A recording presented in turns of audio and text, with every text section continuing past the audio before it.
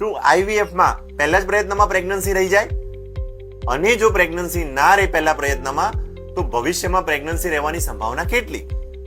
તો મિત્રો, આઈવીએફમાં પ્રેગ્નન્સી રહેવાનો આધાર પુરુષ સ્ત્રીના શરીરનું સ્વાસ્થ્ય, પુરુષ અને સ્ત્રીના બીજની ગુણવત્તા, સ્ત્રીની ગર્ભાશયના થેલીની અંદરનું વાતાવરણ અને ગર્ભાશયની થેલીમાં રાખેલા ગર્ભની ગુણવત્તા, આ બધી બાબતો ઉપર આધાર રાખતો હોય છે.